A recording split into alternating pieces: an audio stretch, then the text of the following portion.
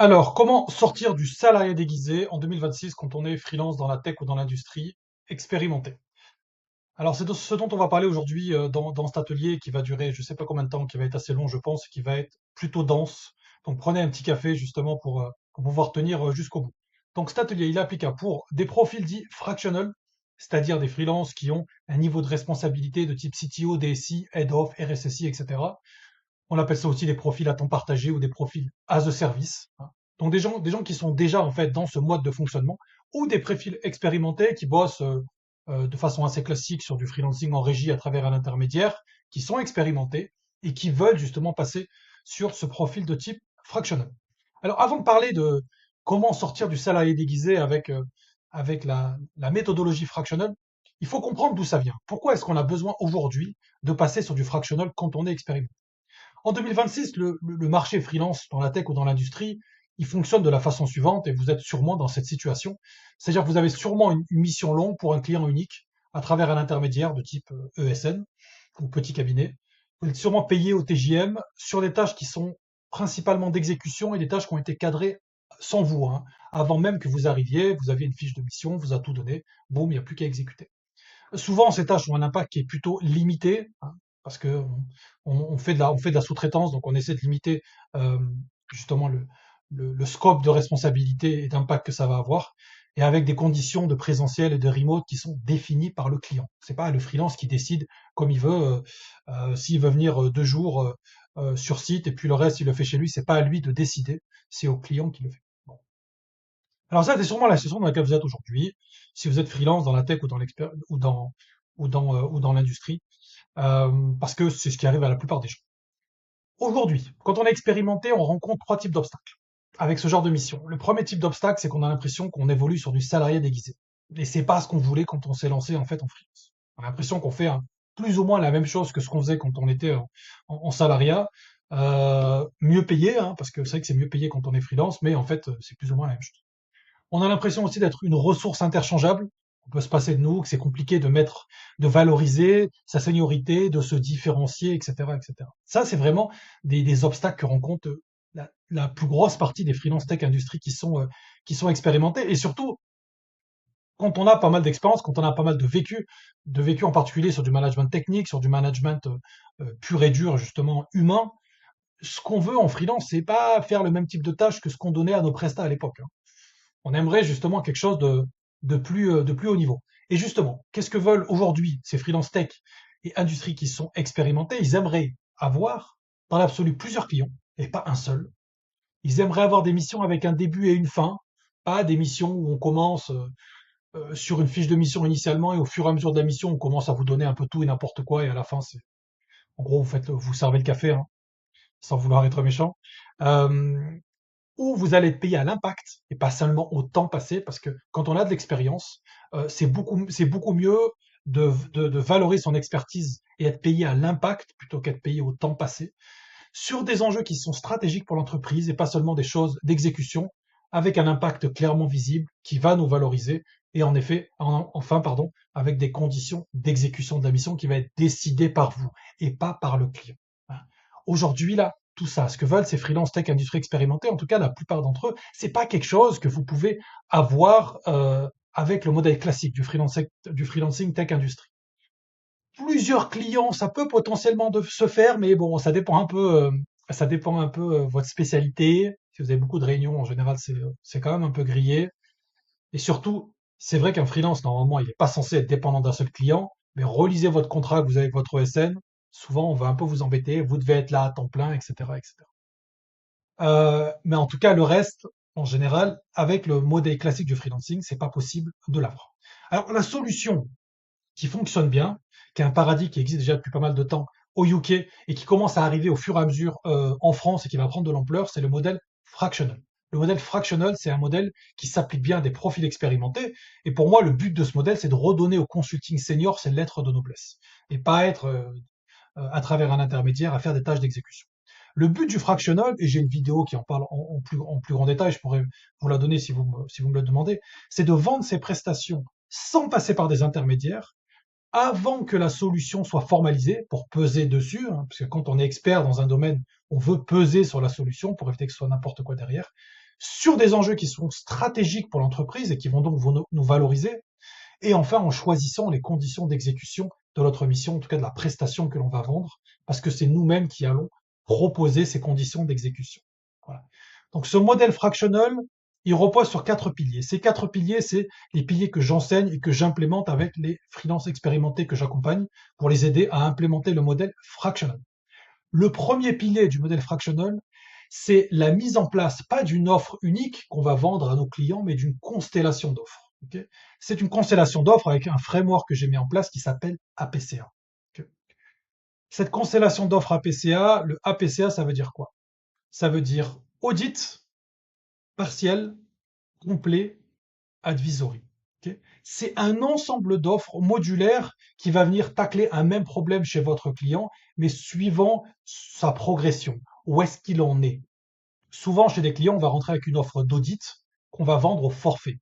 Entre 4 et 7 cas en général, c'est tout ce que je vous mets ici en termes de tarification, c'est les tarifications que pratiquent les personnes que j'accompagne, hein, qui peuvent se vendre sur le marché sans problème. Donc on vend au forfait, entre 4 et 7 cas. Le but de l'audit, c'est de délivrer assez rapidement. 15 jours, c'est bien. 30 jours, grand max. Et l'audit, en fait, il a deux grands buts. Le premier, c'est de générer de la confiance auprès de notre prospect qui ne nous connaît pas. Et surtout, c'est de pouvoir proposer à notre prospect des plans d'action concrets. Le but, c'est pas de lui faire simplement, voilà, mon rapport d'audit et puis débrouillez-vous. Non.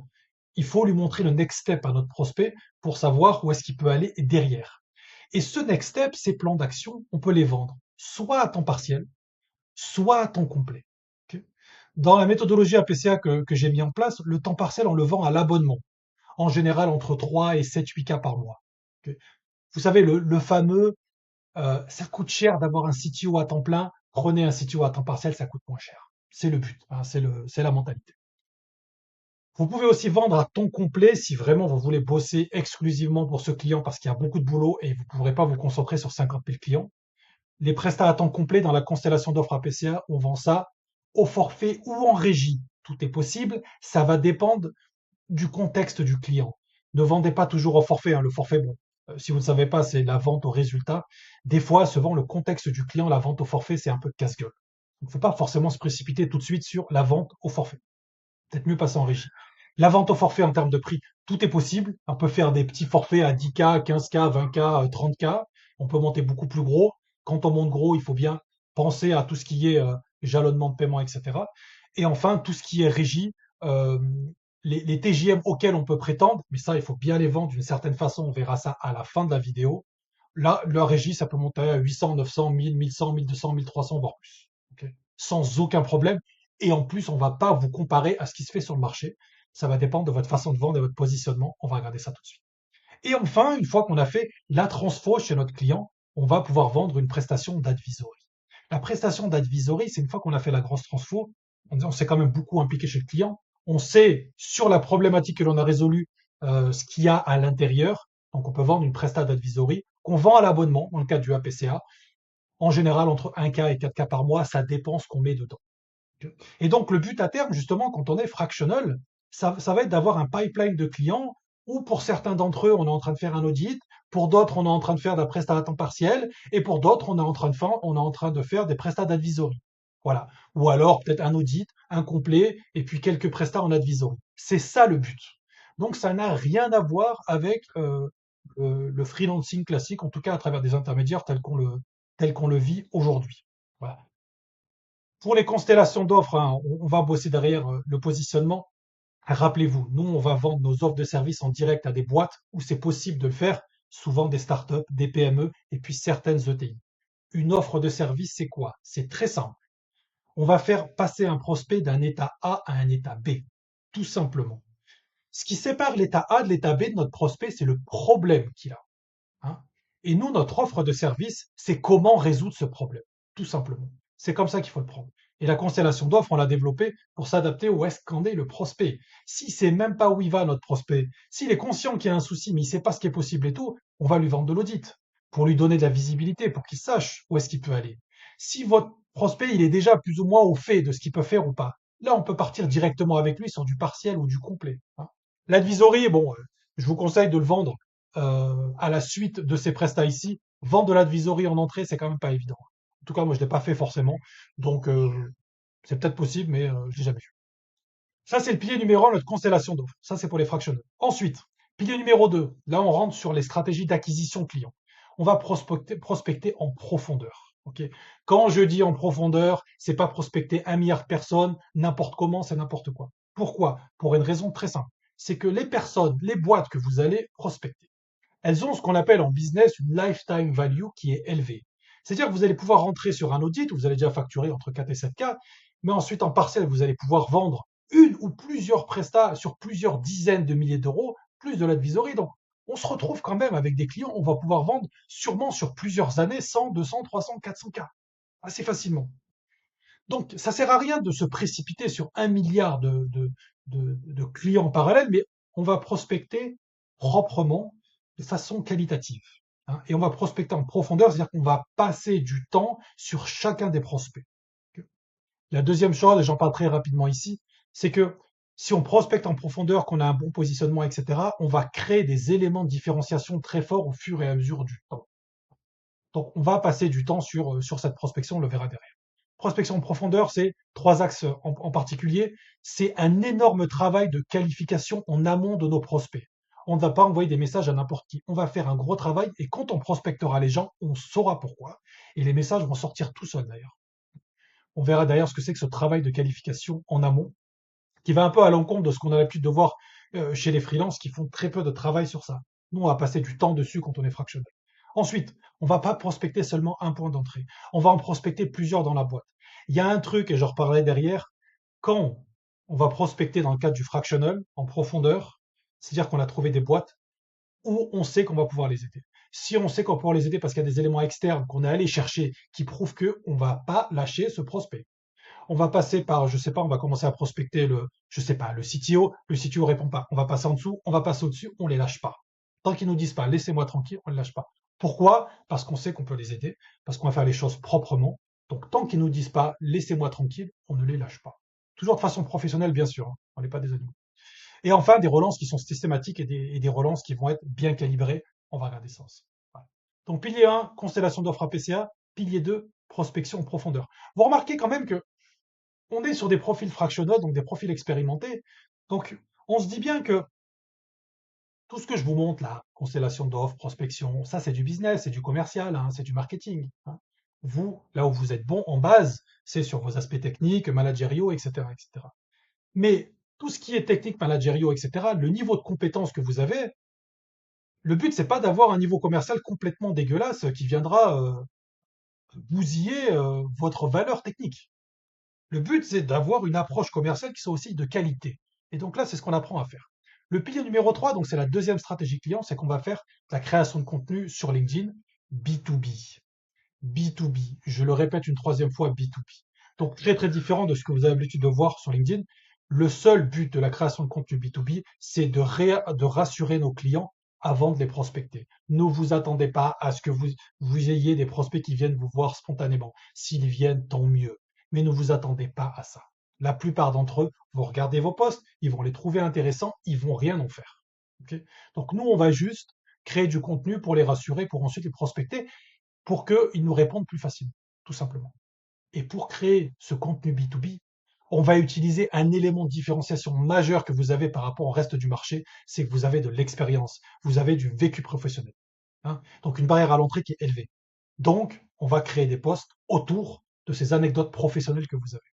Hein. Ça, c'est une fois de plus un élément différenciant des fractionnels. Et enfin, le pilier numéro 4, c'est la vente. Donc là, vous voyez, on a fait tout ce qui est offre. Là, on a fait tout ce qui est prospection et création de contenu. Là, on va arriver sur la vente. La vente, ce que j'appelle la VDF, la vente drivée par le freelance. Jusqu'à présent, vous, quand vous postulez pour une mission un peu classique à travers un intermédiaire, qu'est-ce qui se passe? La vente, elle est drivée par l'intermédiaire. C'est lui qui va vous poser 1 milliard de questions sur le premier call avec lui, et ensuite, c'est plus ou moins lui qui va dire comment se passe l'entretien avec le client, et c'est le client ensuite qui va vous dire qui va driver l'entretien, etc., etc. C'est très souvent que ça se, comme ça que ça se passe, pardon. Et vous avez déjà une fiche de mission qui est formalisée avant que vous arriviez, un peu comme une fiche de poste. Là, en fractional, vous allez arriver devant un prospect, il n'y a pas de fiche de mission. Deuxième chose, Votre prospect, il va pas spontanément vous dire, tenez, monsieur Pierre, voici une fiche de mission qu'on a fait par rapport à notre chose. On a pris le temps de formaliser nos besoins. Ça arrive. Le jour où ça arrive, vous êtes tombé sur une pépite. Ce qui va se passer souvent, vous arrivez face à un prospect, ça va être à vous de driver la vente. Ça va être à vous de poser les bonnes questions, de creuser les bonnes choses, etc., etc. Et ensuite, de faire une proposition commerciale sur la base de votre constellation d'offres en fonction de là où est votre prospect. Hein. En faisant quelque chose qui lui proposez pas vos 4 offres. Il va vous dire, on est au Galerie Lafayette ou quoi. Vous lui proposez en fonction de là où il en est. Vous êtes le docteur, vous faites le diagnostic, c'est à vous de proposer le bon remède. C'est pas à votre patient. C'est important de comprendre. Donc il y a le VDF, et ce que j'appelle le VDF 1.4, ça c'est très simple. Ça, une fois de plus, hein, c'est des frameworks que j'ai mis en place. Le 1.4, c'est quoi? C'est comme c'est vous qui drivez la vente. Quand vous allez creuser les problématiques de votre client, il va vous en sortir plusieurs. Le but, c'est quoi? C'est de prendre la plus urgente, hein, et d'en faire une proposition commerciale. Mais il va vous sortir aussi d'autres problématiques. Vous les mettez dans votre poche. Vous allez les ressortir plus tard, peut-être à la fin de la première presta, ou peut-être plus tard pour vous prendre les devants et lui proposer la suite, des choses supplémentaires par rapport à ce qu'il vous a déjà dit. Donc ce que j'appelle VDF 1.4, c'est un problème urgent qui fera l'objet d'une proposition commerciale tout de suite, parce que c'est urgent, et 4 problèmes qui sont pas trop urgents, qui feront l'objet de futurs prestats, sans attendre que ce soit votre client qui vienne. Voilà. Ça, c'est les 4 piliers du fractionnel. Okay. Donc, comment on implémente tout ça concrètement?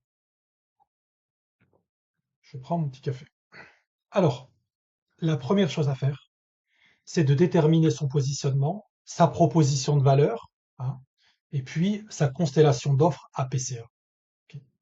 Le 5 points et le 5.2 qui vont derrière, c'est la base de tout. J'ai aussi des vidéos qui parlent spécifiquement de ça, plus en profondeur. Votre positionnement, s'il est pourri, votre prospection sera pourrie, votre création de contenu sera pourrie, votre vente sera pourrie. Il faut passer du temps sur le positionnement. C'est très important. Et rappelez-vous, hein, la proposition de valeur, c'est une phrase qui décrit en une phrase ce que vous faites. Pas 50 phrases, une phrase. Très simple, qui donne la cible, etc., etc. On va voir ça juste derrière. Okay. Et sur cette base, on va créer une constellation. Comment est-ce qu'on détermine son positionnement quand on est freelance dans la tech ou dans l'industrie expérimenté, qu'on a fait du management technique, etc., etc. Vous allez prendre votre LLM préféré. Je vous conseille Claude pour tout ça. Vous verrez que pour tout ce qui est marketing et prospection, je trouve Claude super bon. Vraiment. Bon, en tout cas, aujourd'hui, on est quoi? On est le 15 juin. C'est celui que je préfère pour l'instant. Vous allez le mettre dans un rôle d'expert en positionnement stratégique pour indépendant senior.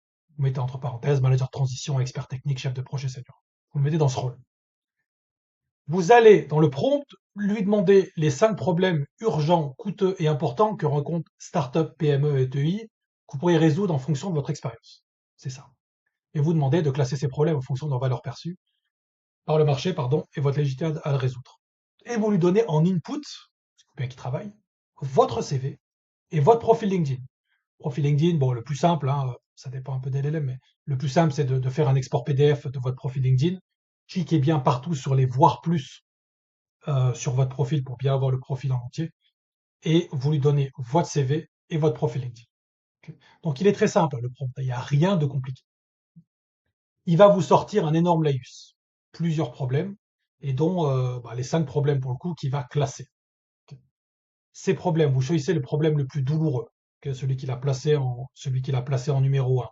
Okay. Vous pouvez itérer un peu dessus. Ça, dans le cadre de mon programme d'accompagnement de Strategic Shift, le prompt est assez gros. Okay. Mais là, avec ce que vous avez, vous pouvez déjà faire beaucoup de choses. Le prompt est assez gros. Et ensuite, je passe 1 heure avec les freelances derrière pour débriefer spécifiquement sur ce qu'a sorti le prompt pour aller choisir ce qui va le mieux. Vous, je ne suis pas avec vous, mais itérez un peu avec le LLM pour aller voir quel est le problème qui est le plus douloureux et qui a le plus de sens pour vous. Demandez-lui potentiellement les secteurs, etc., etc. Okay. Puis, vous allez demander à votre LLM, une fois que vous avez votre problème, avec la cible en détail, etc., demandez-lui de mettre en forme votre proposition de valeur sous une des formes ici. Ça, c'est les différentes façons de formuler une proposition de valeur. Okay. Demandez-lui de le formuler suivant ces différentes façons, tout simplement. Okay. Une fois que ça c'est fait, il y a plusieurs choses à vérifier. Désolé, j'ai mis 5, mais en fait, c'est 3. Mais il y en a plus.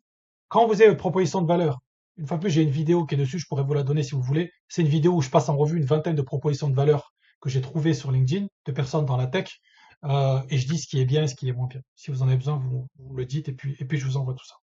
Assurez-vous dans ce que va vous sortir votre LLM. Est-ce que c'est pas creux? Est-ce que c'est pas valise? Est-ce que votre cible elle est suffisamment précise? Est-ce que votre cible elle peut être trouvable? On va regarder comment derrière. Si votre cible c'est toutes les startups ou PME en France et que vous n'avez pas d'autres critères pour les trouver, par exemple elles sont en train de scaler, par exemple elles utilisent un outil spécifique, par exemple ci, par exemple ça, vous allez devoir prospecter la terre entière. Ça sert à rien. Est-ce que potentiellement il y a un élément de timing qui est introduit soit dans le problème que vous résolvez, soit dans votre cible? Par exemple, une fois de plus, des boîtes qui sont en train de scaler. Hein. Voilà. Si vous avez ce genre de choses, c'est bien parce que ça va faciliter énormément les choses quand vous allez prospecter derrière. Hein. Et est-ce que votre cible est assez spécifique? Une fois de plus, sur tout ça, si vous avez besoin de poncer ça, vous me demandez, je vous envoie la vidéo et vous allez comprendre très rapidement. Une fois que vous avez votre proposition de valeur, vous allez demander à votre LLM de vous générer le contenu de la section info de vos profils LinkedIn, ils le font plutôt bien maintenant en 2026, et puis votre constellation d'offres APCA en fonction des informations que je vous ai données. Bien évidemment, là la vidéo elle va déjà durer je ne sais pas combien de temps. La constellation d'offres APCA, j'ai mis en place un prompt avec une quinzaine de questions pour sortir ça en fonction du problème qu'on a résolu.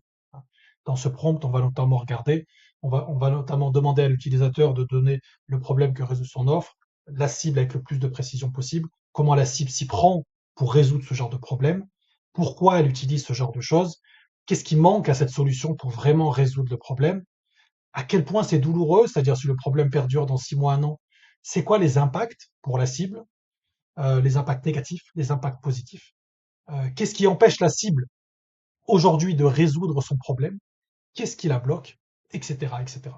Voilà. Je vais donner les principales façons. On pouvait peut-être reconstituer pour le coup le prompt dessus.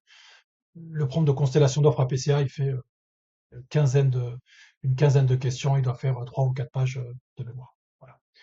Une fois que vous aurez ça, c'est super. Vous aurez votre constellation d'offres. Vous avez votre section info. Okay. Vous allez mettre à jour votre profil LinkedIn.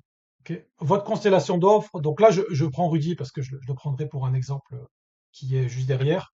Votre proposition de valeur, vous la mettez ici, tout simplement. Hein. Et votre section info, vous la mettez ici, tout simplement. Vous pouvez aussi demander à votre LLM d'intégrer des éléments de votre constellation d'offres APCA de façon succincte dans votre section info. Hein. Normalement, s'il a suffisamment de contexte, etc., il le fera de lui-même. Donc vous avez maintenant votre proposition de valeur, votre section info, et puis vos 4 offres APCA. Si vous voulez, vous pouvez mettre à jour votre profil LinkedIn tout de suite. Le mieux, c'est d'attendre ce qui va arriver. Parce que le problème, c'est quoi? C'est qu'on a sorti tout ça d'un LLM. Et on n'est pas sûr à 100% que ça résout un vrai problème. On n'est pas sûr à 100% que les mots qu'on utilise pour notre proposition de valeur, ce soient les vrais mots de notre cible.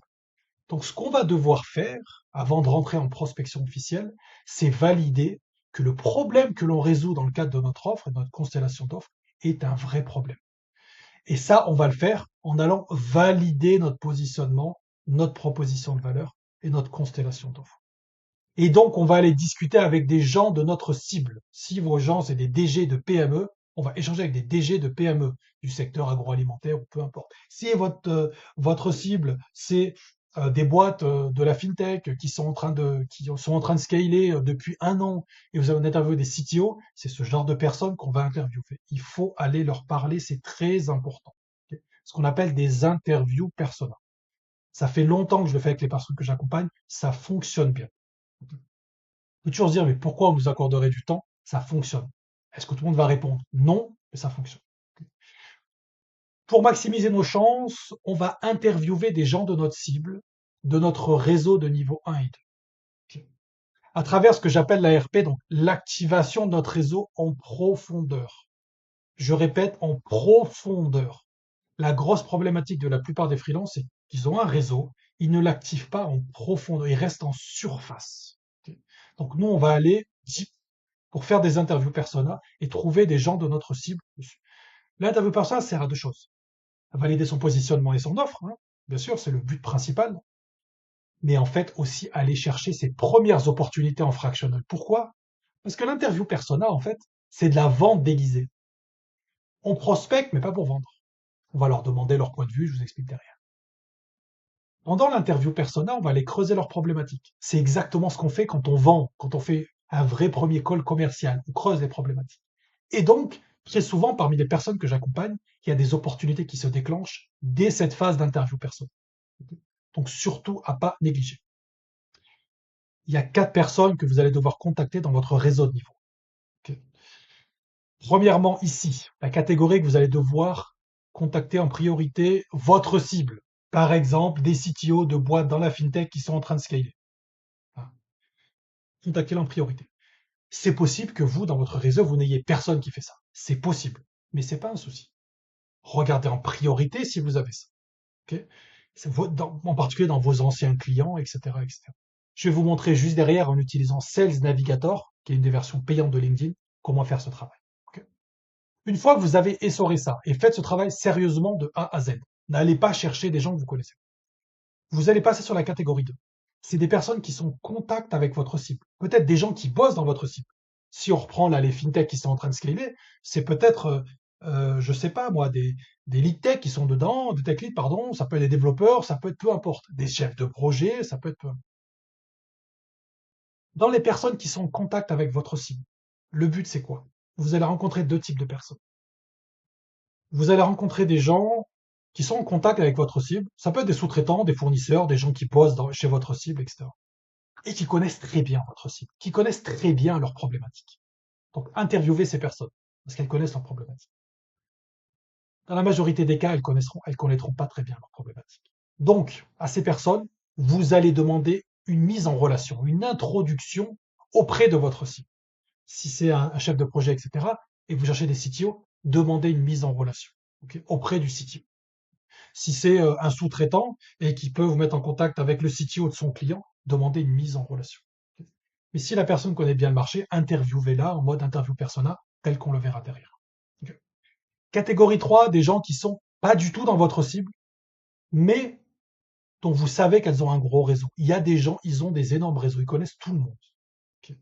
Faites ce travail, demandez. Okay. Demandez. Si vous ne demandez pas, vous aurez. Donc, faites ce travail.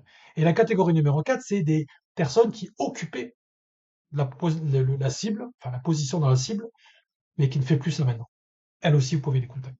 Okay. Ces 4 personnes, ça va faire que vous allez contacter beaucoup de monde dans votre réseau. Prenez le temps de le faire. C'est super important. Et d'ailleurs, très rapidement, je vais vous montrer comment faire ce travail sur Sales Navigator tout de suite. Comme ça, vous saurez comment l'utiliser. Sales Navigator, c'est quoi? C'est une des versions payantes de LinkedIn. Si vous avez, c'est une des versions premium, comme ils disent. Si vous avez jamais utilisé une version premium, le premier mois est gratuit. Sinon, c'est aux alentours de 80 € hors taxe par mois. C'est le meilleur outil de ciblage au monde. Okay, le ROI est phénoménal. Il faut même pas réfléchir. Moi, je l'ai tout le temps. C'est un outil que j'adore absolument et qu'on utilise énormément parmi avec les freelances, les indépendants que j'accompagne. Sales Navigator, 2 onglets. Un onglet prospect pour trouver des prospects, des gens, et un onglet compte pour trouver des entreprises.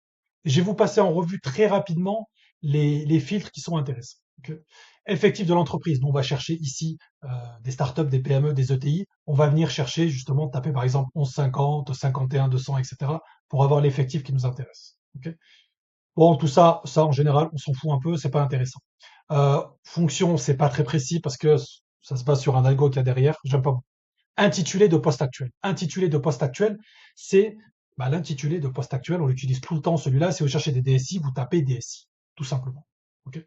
Il y a un outil pour chercher les différentes alternatives d'un poste. Vous savez, des fois, les gens, ils ont un poste, mais ils s'appellent tous différemment ce poste. Ils ont décidé de faire des trucs. Donc, si vous voulez avoir les différentes déclinaisons d'un poste, les différents synonymes, vous allez sur un site qui s'appelle, vous allez sur Google, vous tapez Parcinator Faro. Parcinator, P-A-R-S-I-N-A-T-O-R, Faro, P-H-A-R-O-W. Okay. Vous allez taper votre nom de poste et il va vous sortir plein de déclinaisons. Il y a des déclinaisons qui n'ont aucun sens, mais les premières, en tout cas, en général, ont du sens. Et vous pouvez aller taper celle-là une par une. Et c'est tout simple. Hein. Vous allez taper, par exemple, DSI. Vous en avez qui apparaît, mais appuyez directement sur Entrée, et puis ça le prendra en compte. Okay. Intitulé de poste actuel, très important. Donc, si vous cherchez des CTO, vous tapez CTO. Ça, on s'en fiche. Ça, on s'en fiche. Ça, on s'en fiche. Ça, on s'en fiche. Géographie, vous mettez France. Okay, parce que bon, on est en France. Euh, Groupe école, on s'en fiche, c'est pas super important. Tout ça, on s'en fiche un peu. Nous, si on va chercher des gens dans notre réseau de niveau 1, dans relation, vous allez mettre premier niveau. Ok. Vous allez pouvoir voir les gens directement. Si vous voulez contacter, ça nous sert beaucoup en prospection plus tard, des gens justement qui sont actifs sur LinkedIn, donc qui ont posté sur les 30 derniers jours. Il y a ce filtre ici, post sur LinkedIn, vous pouvez activer.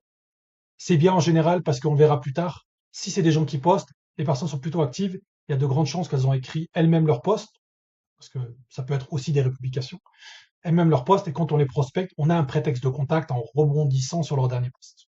Donc ça peut être intéressant. Et aussi pour les personnes, ça c'est de la prospection, on verra plus tard, qui viennent de changer de poste, c'est intéressant parce que les personnes, les décisionnaires qui viennent de changer de poste, qui sont à un nouveau poste depuis moins de 3 mois, c'est ce filtre ici, sont en général plus ouvertes à aller chercher justement de, de la presta externe, puisqu'on leur a donné 1 milliard de chantiers, et puis faut bien les faire. Le reste ici, je rentre pas en détail, je rentre en détail dans le programme, mais je le fais pas, c'est pas forcément nécessaire. Donc vous, par exemple, si vous cherchez des CTO d'un certain type de client, vous pouvez le faire. D'ailleurs, j'ai oublié la partie secteur, qui doit être quelque part. La partie secteur ici. La partie secteur ici, elle n'est pas super. Pourquoi? Parce que c'est le secteur tel que la personne, le prospect l'a renseigné. Et malheureusement, c'est souvent mal fait. Je vous prends un exemple tout bête. C'est un exemple que je donne tout le temps, qui est assez simple. Vous prenez un développeur qui bosse dans le milieu de la fintech. Normalement, le secteur, ça devrait être fintech, tel qu'il est mis. Mais en général, le développeur, ce qu'il va mettre, c'est plutôt, je sais pas, ingénierie informatique ou développement logiciel ou peu importe. Pourquoi vous le trouverez pas, malheureusement. Donc faites un peu attention à ce secteur. Ce filtre secteur est meilleur dans l'onglet compte, parce que les entreprises font davantage attention, pouvoir être retrouvées aussi plus facilement si besoin. Voilà. En faisant comme ça, et juste avec les calculs de données, vous allez pouvoir trouver les gens assez facilement par rapport aux différents critères que je vous ai donnés juste avant. On reviendra plus tard sur Sales Navigator. Dans le programme, je dois avoir facilement 5 heures, 6 heures de vidéo juste sur des pleins de use case Sales Navigator. On passe en revue pas mal de choses. Une fois que j'ai les personnes, comment je les aborde? De façon générale, sans rentrer trop en détail, sinon la vidéo va faire 8 heures. Vous leur dites simplement que vous êtes indépendant en blablabla et que vous êtes en train de créer une offre de service à destination de des boîtes qui sont dans la fintech et qui sont en train de scaler sur la thématique de, je sais pas, leur recrutement en phase de scaling, peu importe. Leur infrastructure, la taille de leur infra en phase de scaling, ça peut être peu importe. Et que vous avez besoin d'échanger avec des CTO pour comprendre les types de problématiques qu'ils ont. La mentalité, c'est ça. Vous le formulez comme vous voulez, peu importe. La mentalité, c'est ça. Oui, mais pourquoi est-ce qu'on me donnerait du temps pour faire ça? Il y a des gens qui vont dire oui. J'ai des personnes dans le programme qui ont eu des interviews personnelles avec des gens très gros dans l'industrie. Donc ça se fait. Ça se fait. Alors, soit vous demandez ça directement lors du premier message, soit vous allez lancer un peu la discussion, et puis surtout si c'est des gens de votre réseau de niveau 1 avec qui vous avez jamais discuté, lancez un peu la discussion. Ah, bonjour Alain, je vois on est connecté depuis pas mal de temps et qu'on n'a jamais eu l'occasion d'échanger. Ah, je vois que vous êtes DSI, comment ça se passe pour vous, par exemple. Lancez un truc, soyez humain. On a tout tendance à oublier, dès qu'on a l'ordinateur entre les pattes, on devient des robots. Soyez humain, nouez des conversations. Hein. Une fois de plus, avec les personnes que j'accompagne, on passe du temps sur ça, sur l'écriture de messages, en fonction de cas spécifiques qu'ils ont et compagnie. Là, j'ai pas trop le temps de vous dire tout ça en détail. La mentalité, c'est celle-là, c'est ce qui est surligné ici. Ok. Extrêmement peu de gens le font. Et c'est une très bonne façon de rentrer en contact avec des prospects. D'ailleurs, si vraiment, pendant assez longtemps avec les personnes que j'accompagne, on le faisait même sur du prospect à froid, des gens qui ne nous connaissent pas du tout. Donc le but, c'était de trouver un prétexte. Je vous expliquerai derrière comment faire. Prétexte sur la personne, prétexte sur la boîte, rebondir sur ce prétexte de formation, un article, un podcast, peu importe, euh, commenter dessus, valoriser l'interlocuteur, présenter notre démarche. Voilà. On faisait ça soit avec euh, des messages de prospection en mode texte, soit des fois en mode audio. Et on arrivait à avoir des belles choses. Voilà. Je donnerai toujours le même exemple qui m'a toujours fait rire, d'un ancien freelance du programme qui, le mercredi, a eu une interview persona avec un head of data et le vendredi a eu une interview persona avec l'épouse de ce head of data. Incroyable. C'est possible. Quand on est en interview persona, quelles sont les questions qu'on doit savoir pour valider notre offre, valider notre position? Il y en a plein. Le but, c'est de valider que vous, le problème que résout votre offre, hein, est un problème qui est dit douloureux, urgent, reconnu. Ça, c'est un classique en marketing. Donc, comment est-ce qu'on fait pour savoir ça? Il y a quatre axes principaux à aller chercher. Ok.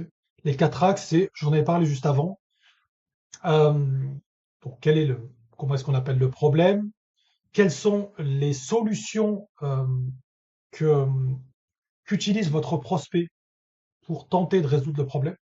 Un outil, une méthodologie, peu importe. Pourquoi il étudie cette méthodologie, cet outil, etc. Pourquoi? Pourquoi il a préféré ça? Qu'est-ce qui lui manque dans le fait d'utiliser pour résoudre complètement son problème? Quels sont les impacts positifs de résoudre le problème? Si le problème il est résolu complètement, qu'est-ce que ça permettra à la boîte de faire, à l'équipe de faire, au département, etc. Peu importe. Les impacts négatifs. Si c'est pas résolu dans 6 mois, un an, qu'est-ce qui se passe? Et quels sont les obstacles de résolution du problème? Vous avez besoin d'avoir ce genre d'infos, ok, pour savoir si vous résolvez un vrai problème et pour vous différencier aussi par rapport à la concurrence. La concurrence, c'est pas forcément les autres indépendants. D'ailleurs, ça sera extrêmement peu les autres indépendants. C'est surtout leur fausse solution à eux. Peut-être des ESN, peut-être des éditeurs de logiciels, peut-être des ci, peut-être des ça. Donc, très important de faire ce boulot. Et maintenant, avec les LLM, on peut donner tout ce qu'on a retenu de nos interviews persona, même si on les a enregistrés, c'est encore mieux. On leur donne ça dans la session où on a bossé juste avant sur notre positionnement. Et ils vont mettre à jour notre positionnement par rapport à toute cette data qui est la data Terra. En fin d'interview, demandez toujours des noms supplémentaires. Des personnes que eux connaissent, qui sont comme eux. Tu vois, là, mais écoute, je te remercie vraiment pour cette interview aujourd'hui. C'était vraiment super instructif. Tu vois, cet aspect-là, je connaissais pas du tout. Donc ça, c'est top. Euh, Est-ce que tu connaîtrais, toi, autour de toi, des CTO, justement, de boîtes qui sont dans la fintech, qui sont en train de scaler, pour que je puisse te faire le même exercice que je viens de faire avec toi aujourd'hui? Voilà, franchement, ça m'aiderait énormément et ça me permettrait d'avoir quelques insights supplémentaires. Comme ça, je pourrais boucler mon offre plus rapidement. Voilà. Demandez toujours ça. Comme vous venez de faire l'exercice avec la personne, elle sera plus à même de vous en donner. Ok. Demandez. Si vous demandez pas, vous aurez rien. Si vous demandez, des fois vous aurez rien, mais des fois vous sortirez avec un nom, deux noms, trois noms, sans avoir à prospecter en plus. Parce que le meilleur prétexte de contact du monde en prospection, c'est je viens de la part de quelqu'un. C'est ça le meilleur prétexte de contact au monde. C'est tout. Il n'y en a pas d'autre. Ok. Donc on utilise ça pour sauter de niveau de réseau. Et le but, c'est de faire plusieurs interviews persona, regarder un petit peu les récurrences et compagnie, puis ensuite se positionner sur un problème particulier. Toute cette data, à chaque fois, vous avez de vos interviews persona, vous la donnez à votre LLM, etc. Puis ensuite, ça vous servira à mettre à jour votre positionnement et votre constellation. Dernière petite phrase, avant de finir cette partie. Chaque indépendant a au moins 100 000 euros de chiffre d'affaires caché dans son réseau. J'en suis sûr. J'en suis sûr, je mettrai ma main à couper. Sans aucun problème. Mais il faut le faire en profondeur. Allez contacter les gens. Ne craignez pas. Ne craignez pas de le faire. Le pire des cas, c'est qu'on ne vous réponde pas ou qu'on vous dise, voilà, écoute, dans le cas de la catégorie 2, écoute, je suis pas très à l'aise de te mettre en contact avec mon CTO, etc. Pas de souci. Vous avez demandé à la personne, vous n'avez pas mis entre guillemets le couteau sous la gorge, vous avez demandé. Il faut avoir cet aplomb, il faut avoir cette témérité un petit peu d'aller chercher les choses. N'attendez pas que ça vienne. Et dans votre réseau de niveau 1, il y a au moins 100 000 euros de CA cachés, sans aucun souci. Voilà. Donc maintenant, on a notre constellation d'offres, etc. On a mis à jour notre profil LinkedIn en fonction de tout ça. Et on va passer au next step. Avant de passer à la prospection et la création de contenu, on va créer ce qu'on appelle des value assets. Le value asset, c'est vraiment le bras armé du fractional. Le value asset en marketing, c'est un contenu gratuit qu'on va offrir à un prospect pour démontrer son expertise, le rassurer ou alors faire monter son niveau de conscience. L'atelier que vous regardez aujourd'hui, c'est un value asset. Ce value asset, il va servir à plein de choses. Il peut être intégré dans le bandeau sélection de votre profil LinkedIn. Il peut être envoyé après un premier call avec un client qui n'a pas de besoin dans l'immédiat. On verra ça derrière. Il peut être posté en mode lead magnet sur LinkedIn. Vous savez, le fameux commente Claude et je t'envoie mon super prompt qui permet de générer 200 leads par seconde ultra qualifiés. Ça, c'est du lead magnet. Vous ne le présentez pas comme ça, bien évidemment. Cette stratégie est géniale. La stratégie des manettes, ça a toujours été une super stratégie. Elle a un peu été pourrie en 2026 sur LinkedIn, mais c'est une super stratégie quand le lead magnet est intéressant. Et ça peut aussi être envoyé quand on fait de la prospection, soit en tant que relance, soit pour un prospect avec qui on échange mais qui n'a pas de besoin immédiat, pour rester dans sa tête, pour pas qu'il nous oublie. Ça, c'est très puissant. Il y a plein de types de value asset. Le value asset que je vous conseille de créer en priorité, c'est une étude de cas en lien avec votre positionnement. Okay, c'est le meilleur. Comment on structure l'étude de cas? Comme ce qu'on a vu jusqu'à présent. Récapitulatif du problème, les fausses solutions qu'avait utilisées le client, pourquoi il l'avait utilisé, qu'est-ce qui manquait à cette fausse solution, les impacts négatifs s'il ne le résolvait pas, qu'est-ce qui le bloquait dans la résolution de ce problème. Puis votre solution, comment vous avez travaillé, qu'est-ce que vous avez mis en place comme solution, avec qui vous étiez en interface, etc. Et à la fin, qu'est-ce que ça a permis au client d'avoir à court terme, à long terme, et à la fin, vous mettez un call to action, votre profil LinkedIn, votre adresse mail, votre adresse postale, votre RIB. Bon, je déconne. Et là, vous vous arrêtez ici. Okay. Étude de cas. Faites simplement un prompt avec ce que je viens de vous dire, et vous pourrez faire une étude de cas très simple. Okay. Si vous voulez avoir plein d'idées de value asset, parce que value asset, il y en a plein. Hein. Il y a plein d'idées de possibles. Il peut y avoir des quiz, il peut y avoir des formulaires, il y a un milliard de choses. Ça peut être sous la forme d'une page interactive, ça peut être sous la forme d'un PPT, ça peut être une vidéo, ça peut être n'importe quoi. Je vous donne ici un prompt. Alors, je suis désolé, peut-être que je trouve un moyen un jour de le mettre sous format texte.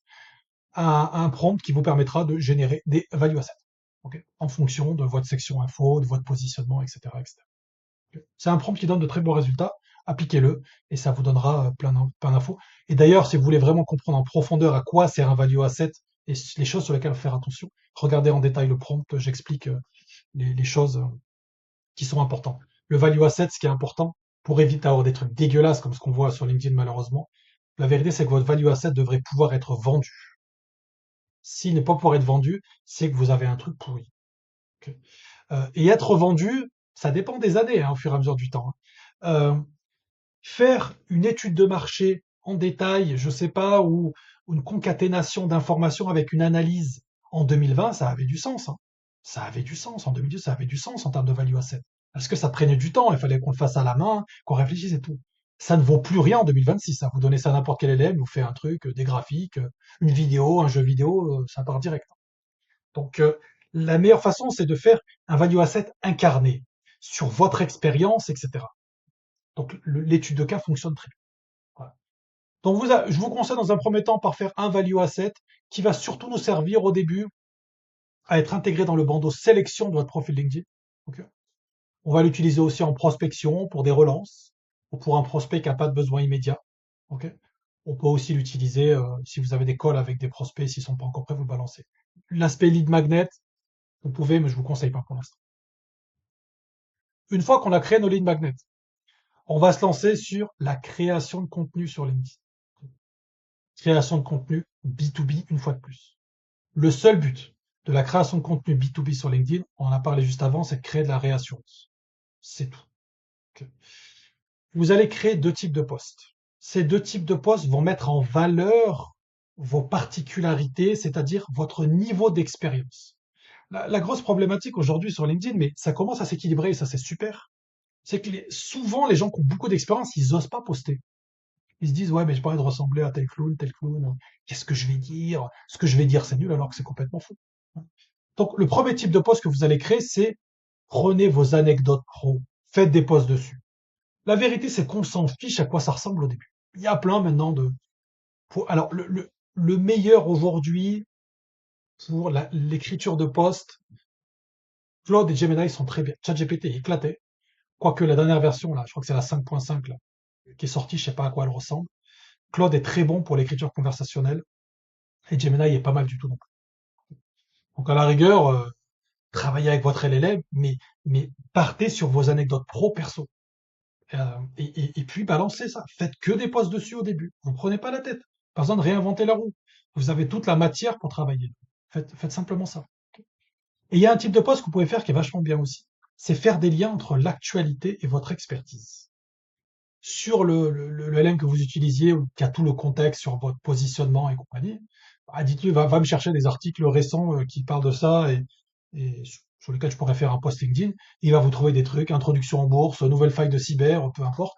Et ce genre de post fonctionne bien en fait. Et il fonctionne bien déjà parce que c'est de l'actualité. Et ça fonctionne bien pour une raison très simple, c'est que les posts, les articles que vous allez trouver sur Internet, les titres de ces articles sont déjà formulés pour attirer l'attention. Parce que les magazines ont besoin d'attirer l'attention. Donc limite, vous pouvez reprendre des titres d'articles tels quels pour votre accroche de poste, tout simplement. Donc ça, c'est quand même pas mal. Si vous n'avez pas d'idée de poste, sachez que l'idée de poste, le nombre d'idées de poste est un faux sujet. Les idées, vous en aurez en illimité. Prenez, je vous donne un prompt très simple à utiliser. Vous prenez un prompt, donc Claude Gemini, hein, c'est mieux. Vous lui donnez le rôle d'un expert en création de contenu en marketing, spécialisé dans la tech, plus vous lui donnez votre poste, à vous, hein, c'est-à-dire, je sais pas, DSI, plus vous lui dites aussi qu'il est expert dans le livre Breakthrough Advertising de Eugene Schwartz, qui a écrit vraiment la Bible du marketing moderne, Eugene Schwartz, qui est très fort. Je ne vais pas rentrer en détail, on pourra en parler pendant très longtemps. Et vous lui demandez ensuite de vous donner des idées de poste en lui donnant en input votre proposition de valeur, la section info de votre profil LinkedIn, pour 4 offres à PCA, et puis, si vous avez les transcripts d'interviews personnelles que vous avez fait juste avant, quand vous avez fait vos interviews personnelles. Voilà. Boum, vous avez des idées de poste à l'infini. C'est tout. Donc, plus d'excuses, on peut faire des posts. Je vais pas rentrer dans les stratégies de calendrier éditorial et tout, parce que le but quand on commence à créer du contenu sur LinkedIn, c'est de pas mettre de barrière en fait. Donc éclatez-vous au début, on structure derrière. C'est pas important de structurer au début. Déjà c'est dur de se lancer. Le but c'est de se faire plaisir et de pas lancer au début. Et de faire passer cette peur de créer du contenu. Ensuite, ce que je vous conseille en termes de ratio, c'est 80% de posts qui parlent des problématiques de votre cible, B2B, en parlant de vos anecdotes, etc. Ça, c'est pour un objectif de conversion, business.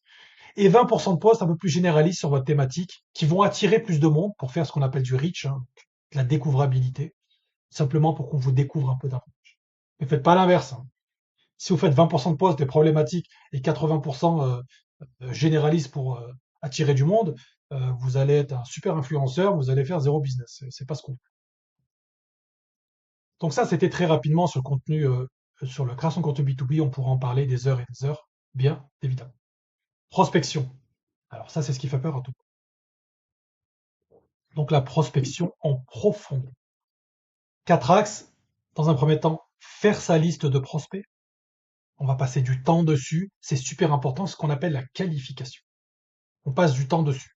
C'est vraiment une des spécificités des rôles de type fractional parce que comme ils ont une lifetime value de leurs clients qui est grosse et qu'ils vont pouvoir bosser avec pendant plusieurs années, si tout se passe bien, on peut passer du temps qualifier les bons prospects.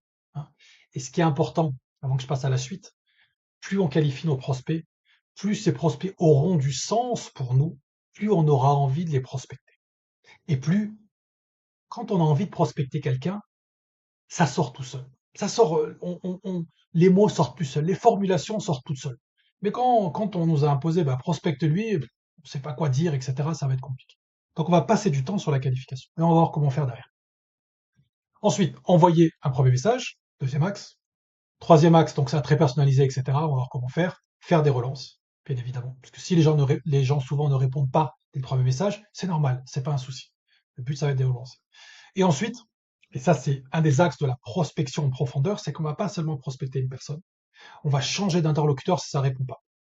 Parce qu'on a fait du taf pour être dans notre liste de prospects.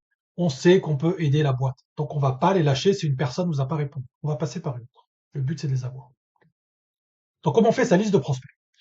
Les outils de ciblage indispensables. SalesNav, je viens de vous montrer.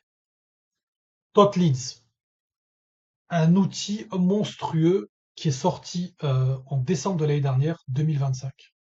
Il est juste ici, ThoughtLeads. C'est un outil qui vous permet de faire des exports Sales Navigator gratuitement. Ça a été une bombe quand c'est sorti l'année dernière parce que la vérité c'est que les exports Sales Navigator ça a toujours été cher. Voilà. Et là il y a un SaaS qui est sorti, ThoughtLeads, et il dit tranquillement, sans aucune honte et sans aucune gêne, vous avez le droit à 2500 exports par jour. Gratuit. Phénoménal. Prenez-le, c'est super important. C'est gratuit, en tout cas c'est encore gratuit aujourd'hui. Prenez-le, c'est super important. Sales Navigator, ThoughtLeads pour faire des exports. Votre LLM préféré, je vous conseille vraiment Claude parce qu'il est meilleur que les autres. pour aller faire des recherches, etc., en fonction de l'export Sales Navigator que vous allez lui donner. Their stack, si votre cible, elle dépend d'une stack ou d'un outil.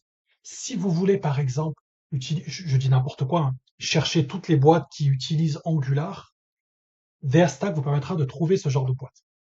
Theirstack.com, c'est un outil qui, qui va vous permettre de trouver des boîtes en fonction de leur stack et de leurs outils. Comment ils font ça? À travers les offres d'emploi que les boîtes ont émises. Et dans les offres d'emploi, on a souvent les stacks et compagnie, les outils. Ils reconstruisent tout ça, boum, et ils font un listing. Il est trop bien, ce site est super bien si votre cible dépend d'une stack ou d'un outil. Et aussi Crunchbase en outil de ciblage si vous visez des boîtes qui ont levé des fonds et que vous avez un positionnement qui est en fonction de ça. Donc, plus le travail de positionnement aura été fait sérieusement, plus la prospection sera simple. C'est super important. Je vais vous montrer deux, trois exemples derrière sur, par exemple, comment aller chercher. On peut faire comment aller chercher des boîtes sur une certaine stack. Bon, je vous ai parlé un peu de stack, mais on peut venir le combiner avec SalesNav. Comment aller chercher des boîtes qui sont en croissance. Je vais vous le montrer, vous verrez, c'est très très simple. Il y a plein de use cases possibles et imaginables. Passez du temps sur le ciblage. Passez du temps dessus. En général, ce que font les freelances, c'est qu'ils passent 10% du temps sur le ciblage et 90% sur l'écriture du message de prospection. La vérité, c'est que c'est limite l'inverse qu'il faut faire. C'est vraiment l'inverse qu'il faut faire. Donc, comment est-ce qu'on fait pour euh, trouver nos points?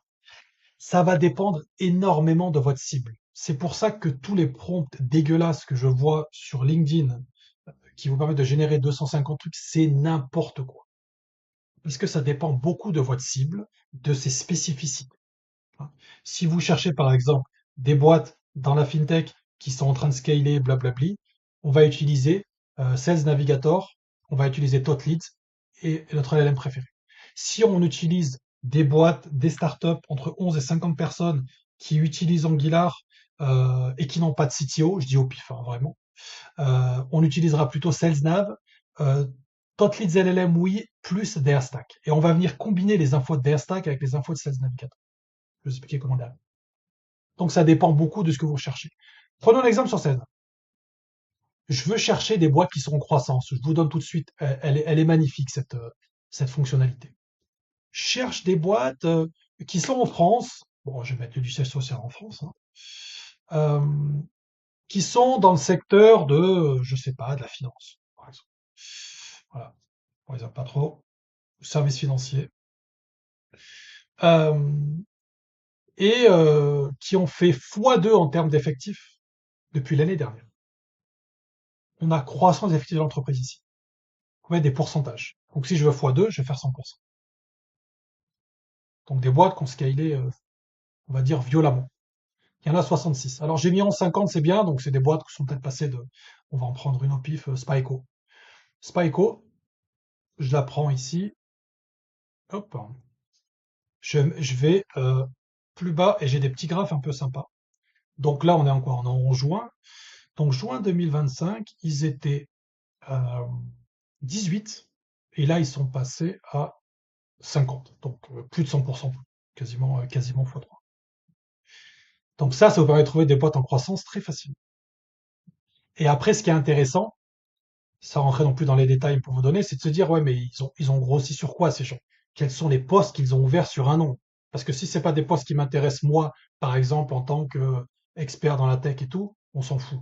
Donc, vous allez là-dedans comme je viens de le faire, et vous allez faire, je vais faire tous les filtres ici, ancienneté dans l'entreprise actuelle. Et vous allez faire moins d'un. Et vous allez avoir les gens, donc 27, bon, ça va correspondre plus ou moins à je crois qu'ils sont à 56, c'est ça? 18 plus 27, c'est plus ou moins ça. Et vous allez avoir le type de personnes euh, qu'ils ont ici pris. Okay. Donc soit vous regardez un petit peu dans votre tête euh, le type de personnes, hein, catégoriser les gens qu'ils ont pris, soit vous pouvez aussi exporter avec ThoughtLeads et ensuite donner à votre LLM et lui demander, voilà, fais-moi une catégorisation et un pourcentage des types de personnes qu'ils ont pris. Et ils vont vous dire, par exemple, à 30% dans la tech, 50% dans les RH, et puis, je sais pas, 20% dans les sales, par exemple. Ça évite de le faire à la main. Voilà, 27, on peut limite le faire de tête, hein, c'est pas un souci. Mais ça peut être intéressant. Donc ça, c'est pour par exemple, des boîtes en croissance. On peut utiliser Crunchbase. Crunchbase, c'est pour les boîtes qui ont levé des fonds, hein. Ça permet de compléter. Et si par exemple, moi, je voulais aller trouver donc des boîtes qui utilisent une certaine stack, donc il y a verstack.com qu'on peut utiliser. Et en parallèle, moi, ce que j'aime bien faire, donc j'appelle ça l'approche bottom-up, c'est je me dis, des boîtes qui utilisent Angular, il y a de grandes chances qu'elles aient par exemple des développeurs Angular ou des experts en Angular. Et donc, je peux aller les chercher sur Sales Navigator. En mettant par exemple intitulé de poste actuel, je mets par exemple Angular ici.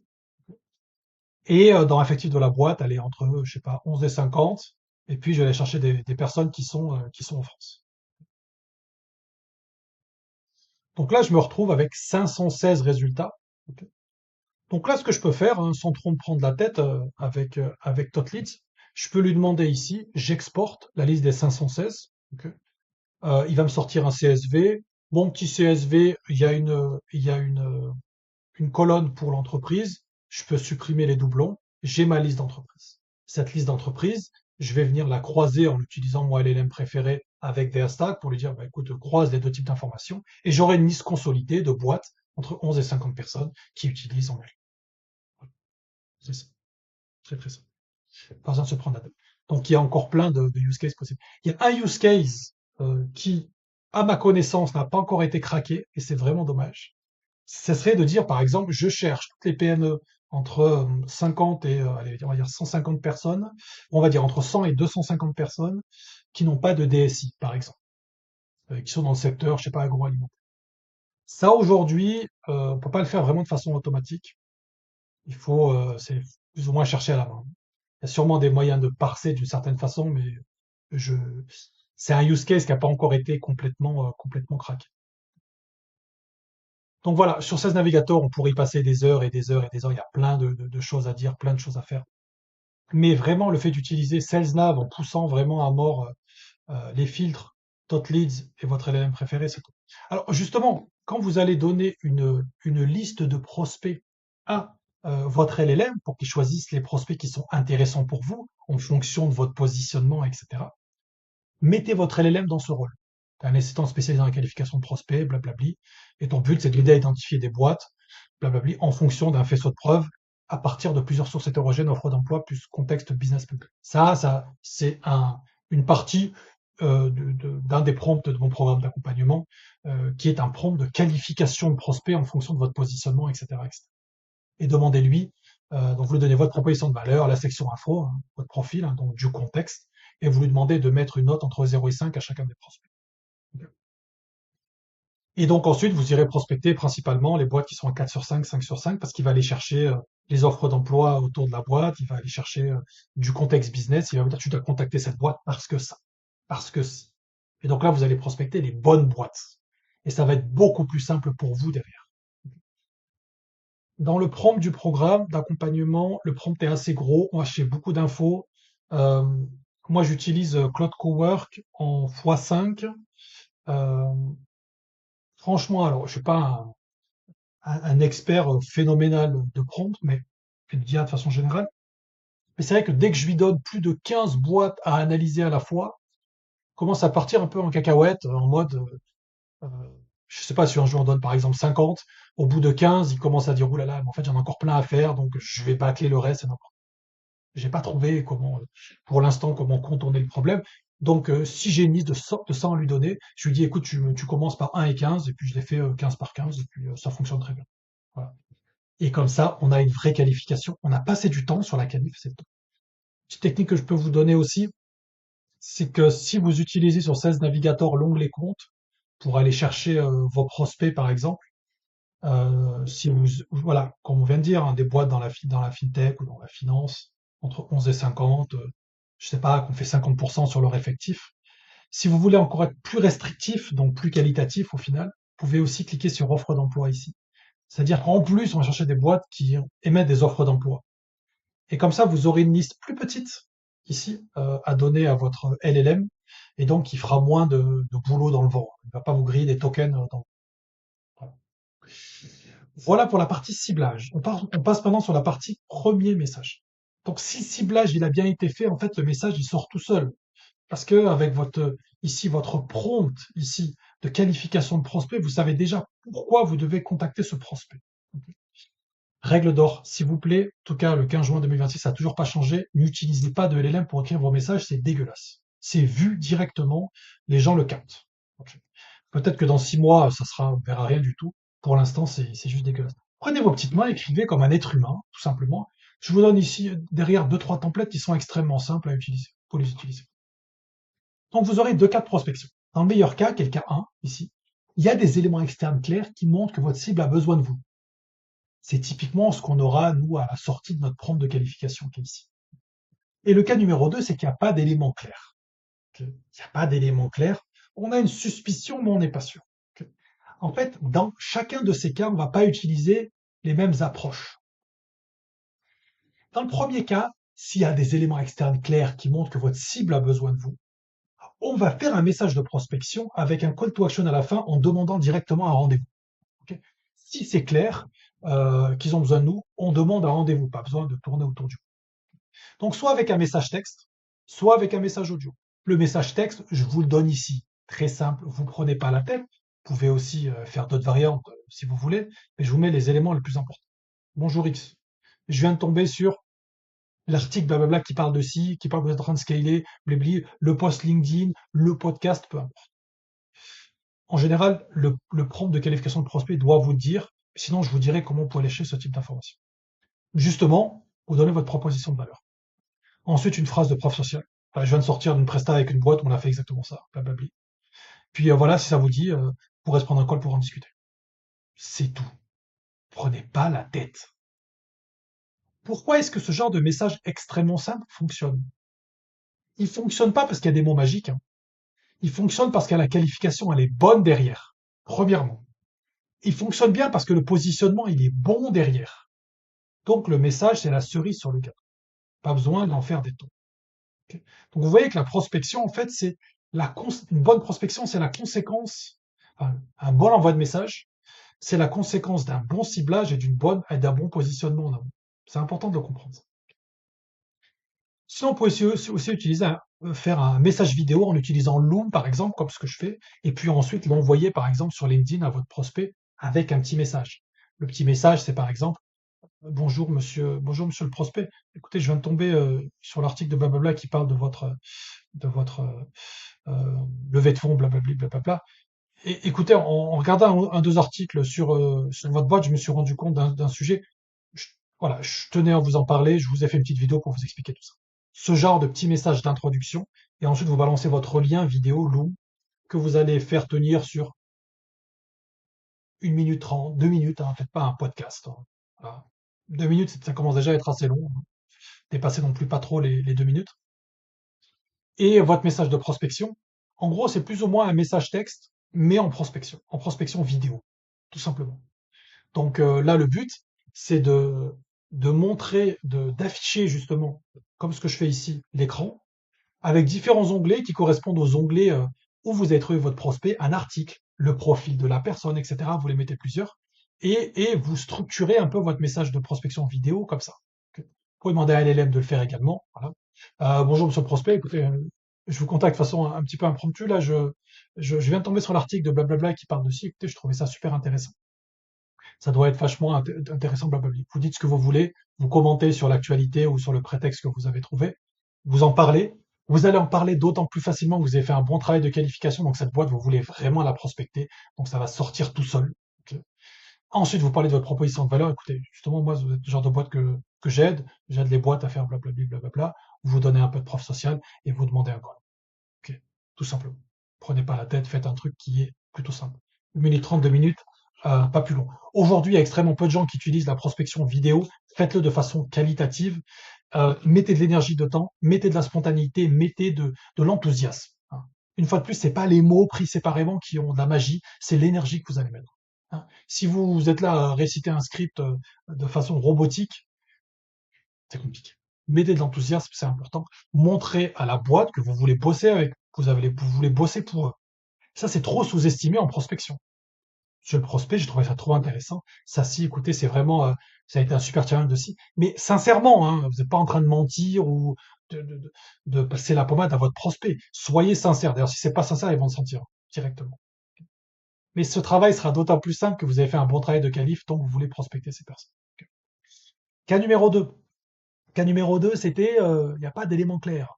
Si vous demandez un rendez-vous tout de suite, ça peut être un peu compliqué. J'expliquerai derrière pourquoi c'est possible, hein, mais en règle générale, le but c'est d'aller prospecter la personne, donc sur LinkedIn, hein, lancer une conversation euh, pour aller voir s'ils ont vraiment un problème ou non, pour aller chercher un peu d'informations sur eux. Donc le but c'est de lancer une conversation. Le template, très simple, prenez pas la tête. Bonjour X, un prétexte de contact. Je viens de tomber sur Y, l'article, le dossier, blablabla.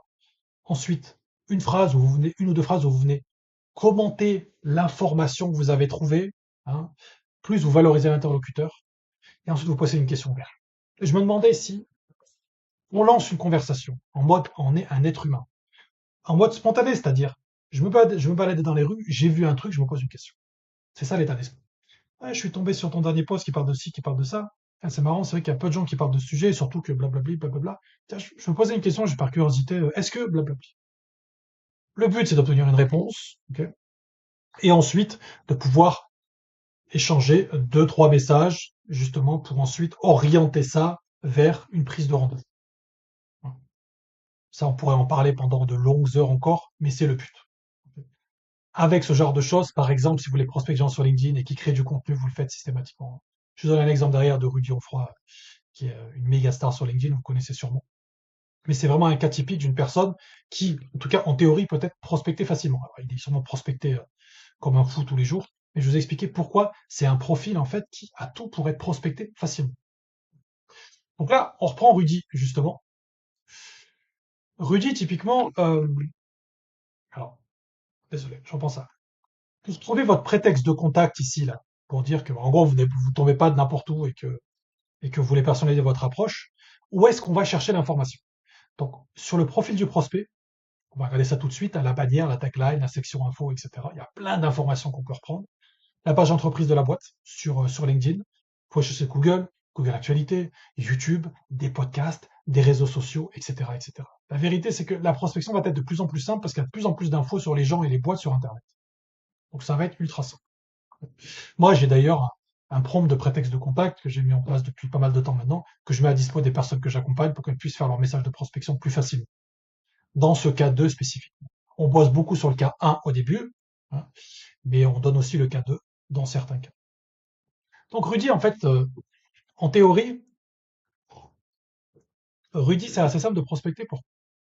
Moi, ce que j'aime bien regarder en général quand je prospecte quelqu'un, je regarde ici la bannière. Est-ce qu'il y a des choses qui sortent un peu de l'ordinaire, sur lesquelles je vais pouvoir utiliser un prétexte de contact ou mettre un petit PS à la fin pour dire que voilà, j'ai bien lu ton message, etc., ton profil, etc. Je regarde la tagline. Bon, là, c'est une tagline classique hein, qui décrit ce qu'il veut. Je regarde la section info, toujours. La section info, il dit pas mal de choses. Euh, voilà, faire des sites à l'époque, etc., etc. Les secteurs pour lesquels il a bossé, etc. Dites-vous bien qu'en général, quoique des fois c'est un peu moins vrai maintenant avec les LLM, souvent les gens ce qu'ils mettent dans leur section info, c'est des choses qu'ils veulent valoriser. Donc prenez quelque chose euh, qui sont importantes là-dedans, qui qui tient à cœur à la personne, ça se ressent quand on lit, et vous pouvez utiliser ça comme prétexte de contact directement. Des prétextes de contact tout simples, du genre Hello Rudy, alors je fais pas Rudy parce que là ça serait grillé à mort, mais Hello Prospect, je viens de jeter un œil à ta section info. Il y a une phrase qui m'a un peu interpellé, blablabli, blablabla. Je me posais la question, et question ouverte, ça passe. Ça passe si la phrase en question est originale. Si c'est je fais du développement depuis 15 ans, un peu léger quoi. C'est-à-dire, non, tu t'es pas foulé. Ensuite, on a la sélection. La sélection, donc il y a un peu de tout dans le bandeau sélection. On peut avoir un peu de tout, pardon. Euh, bon, là, c'est assez simple, hein. Il y a des vidéos sur YouTube, etc., etc. Il y a des podcasts sur Spotify, c'est très simple, hein. Quand on veut faire un prétexte de contact pour contacter quelqu'un et qu'il a fait, par exemple, un podcast ou une vidéo YouTube, vous pouvez donner ça. Il y a plein d'outils sur Internet qui permettent de faire des transcripts facilement. Sur Claude, on peut le faire. Sur Gemini, on peut le faire. Vous lui demandez de générer le transcript. Vous lui dites, écoute, trouve-moi un lien entre ma proposition de valeur et blablabla. Sors-moi la phrase exacte qu'il a sortie et puis tu l'utilises. Salut, je sais pas, Rudy, je viens de tomber sur Alors, si Rudy tombe sur cette vidéo, il va se dire, ah non, tu me prospectes comme ça, je te réponds jamais. C'est pour vous donner l'exemple, c'est des choses qui fonctionnent bien. Je suis tombé sur ton podcast de blablabla sur le sujet de blabla. Je trouvais super intéressant le moment où tu as parlé de blablabli, blablabla. C'est vrai que blablabli, donc là on commente et tout, on valorise l'interlocuteur. Et ensuite on peut commencer à parler, donc soit poser une question ouverte, soit même faire une demande directement. Donc là la sélection c'est facile. Là, Rudy bien évidemment il crée des posts, donc là rebondir sur ses posts. Il faut absolument le faire, c'est obligatoire. Euh, donc là, très simple, hein, les postes, vous prenez quelque chose dans son poste, quelque chose pas qui sort de l'ordinaire, mais qui est pas atypique, mais qui mérite qu'on se penche un peu dessus. Vous dites, ah, salut Rudy, écoute, je viens de jeter un œil à ton dernier poste, à un moment où, vers la fin, tu dis, et là tu mets des guillemets, blablabli, là je me pose juste par curiosité, et là on pose une question ouverte. Voilà, tout simplement comme des êtres humains qui ont vu quelque chose et qui se posent des questions. Et des fois, sur la partie expérience, il y a des choses intéressantes sur lesquelles on peut on peut grossir. Dans parmi les personnes que j'accompagne, on se fait tout le temps des sessions de prospection en live où on prend les prospects que veut contacter le freelance et on les passe un par un et on monte et on écrit en direct les messages de prospection. Parce que la prospection, ça s'apprend en faisant. C'est pas seulement de la théorie.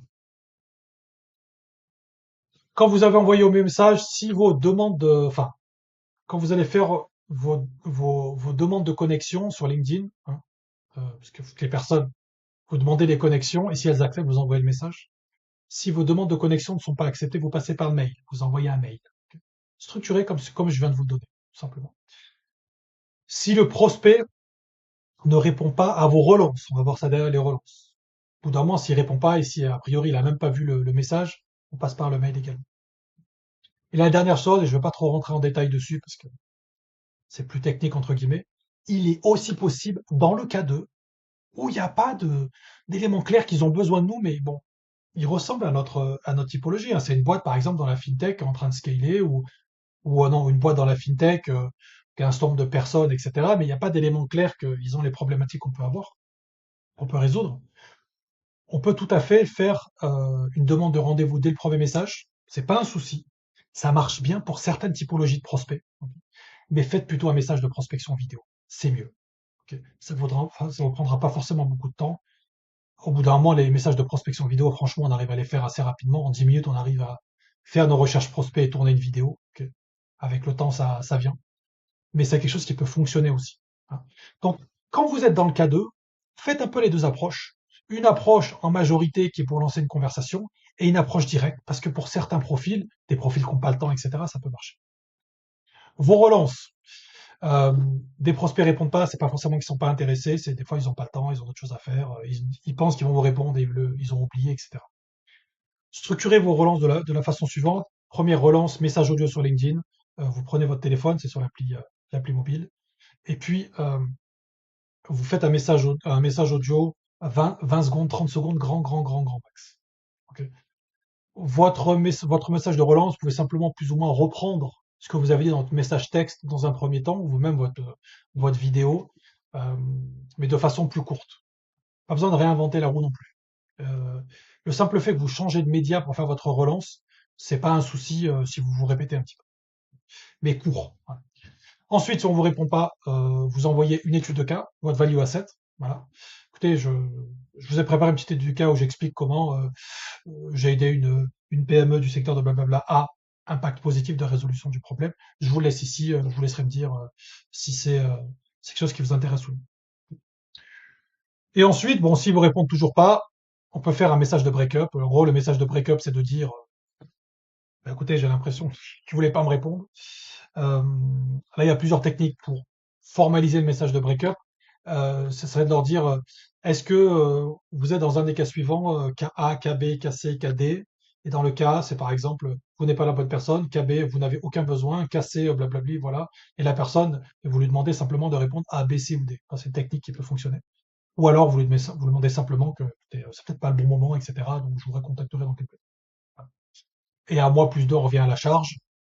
On est à regarder au préalable dans la boîte, est-ce qu'il y a des nouvelles choses? Est-ce qu'il y a des nouveautés? Est-ce qu'il y a des gens qui ont changé de poste? Est-ce qu'il y a des actualités, hein? Utilisez votre LLM préféré pour faire ça. Et on réintroduit le sujet comme ça. Et enfin, la prospection en profondeur, c'est si on n'arrive pas à avoir le CTO, il répond pas, on passe en dessous, on passe au-dessus. Ok. Parce que si on a fait notre gros travail de qualification en amont et on sait qu'on peut aider sa boîte, on les lâche pas. Donc moi, ça me choque pas que vous passez 3 mois sur un prospect. Alors attention, hein, quand je dis 3 mois sur un prospect, c'est pas vous passez de janvier à février, vous vous concentrez sur un seul prospect. Vous en avez plusieurs en parallèle, mais vous bossez en profondeur. C'est important. Passez pas de branche à branche comme ça arrange. Ok. Et on va finir après la prospection sur la partie vente. Comment est-ce qu'on fait pour vendre les offres dans notre constellation APCA? Ok. Donc rappelez-vous que vous allez arriver devant un prospect, il n'y aura pas de fiche de mission, il n'y aura rien du tout. On fait la vente drivée par le freelance, c'est à vous de driver la vente. Ok. La vente, elle se fait en deux temps. Première fois que vous allez avoir un prospect, ça sera lors de ce qu'on appelle une visio de qualification. Le but, c'est pas de vendre, c'est simplement de comprendre les problématiques de votre prospect. Si jamais il y a un besoin urgent, ça va déboucher sur une seconde visio qui est une visio de vente. C'est comme ça que ça fonctionne. Si dans la première visio, il n'y a pas de besoin dans les médias, on verra quoi faire derrière. Ce qu'il faut vous dire, c'est que 90% de la réussite de la vente, elle se fait, alors j'ai fait une faute, lors de cette visio ici. Elle se fait pas quand vous allez pitcher votre proposition commerciale ici, hein. C'est pas vrai. Elle se fait ici. La qualité des questions que vous allez poser, la qualité de votre qualification. Si vous foirez ça, vous allez foirer ça. Il n'y a pas de surprise. Donc il faut passer beaucoup de temps dessus. Comme tout à l'heure, je vous disais que par exemple sur la prospection, il faut passer énormément de temps sur le positionnement, ça fait toute la diff. Ou quand je vous disais que envoyer un message, en fait, ce qui fait la qualité de l'envoi de message, c'est le ciblage qui a été fait en amont. C'est pareil en vente. Ce qui fait la qualité de la vente, c'est la première visio de qualification. Quand vous avez un prospect en face de vous, première visio de qualification, il n'y aura pas de fiche de mission, c'est à vous de prendre les rênes. Quelles questions poser? Donc, moi, j'ai formalisé un framework qui s'appelle Babap, que j'enseigne depuis longtemps. Ce framework, Babap, il va venir mapper différents types de questions que vous allez faire. Donc, en fonction de ce que je vais vous dire, préparez-vous de vos côtés un petit questionnaire et vous allez poser directement ce type de questions. Babap, ça veut dire budget, autorité, besoin, perception, process. Ok. Budget, c'est plutôt des questions que vous posez à la fin. Il y a différentes façons de savoir le budget. Ça peut être en fonction d'une ancienne presta qu'ils ont fait et d'essayer de comprendre un petit peu le type de montant qu'ils ont pu avoir.